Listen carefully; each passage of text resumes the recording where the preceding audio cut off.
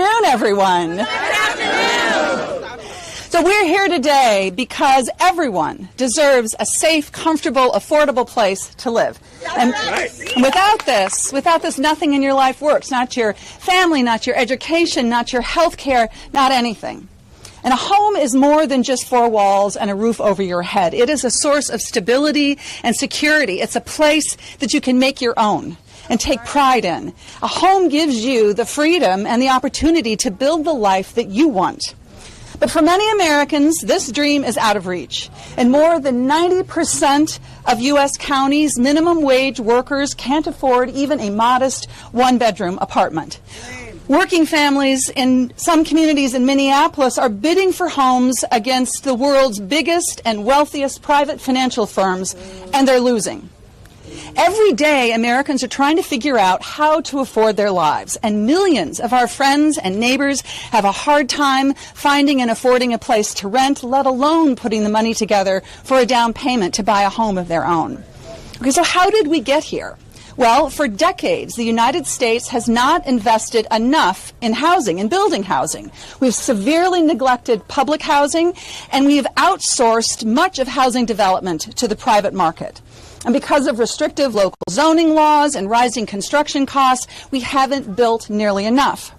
Housing supply collapsed in the 2008 foreclosure crisis, and private equity firms and other big corporate interests moved in, and they were focused on delivering returns for their investors, not on solving the housing shortage. That ain't right. In Minneapolis and around the country, in Minnesota and around the country, investors with deep pockets started snatching up starter homes with all cash offers. And families are being outbid by mysterious buyers thousands of miles away. Big corporate landlords, they're raising rents and they're ignoring tenant calls to fix the leaks and take care of the pests. And our constituents are paying the price. That ain't right. And frankly, honestly, they cannot afford it anymore. That's right. There's something broken about our system when people who live in neighborhoods that they've lived in for years have to move away from friends and family and jobs because they can't find a place to live. Right. And when teachers and firefighters and other essential workers can't afford to live in the communities that they serve, that is just wrong. So we have a severe housing crisis in this country, and the private market cannot meet this moment on its own. Congress must act. So I am grateful that Vice President Harris and Governor Walz have offered up detailed, comprehensive, serious plans to jumpstart home construction, to lower housing costs, and to go after big companies that are rigging the market against renters and home buyers. Congresswoman Ocasio-Cortez and I have seen the same challenge, and we have a plan to meet it with the Homes Act. Lays out a new way to meet people's needs through social housing.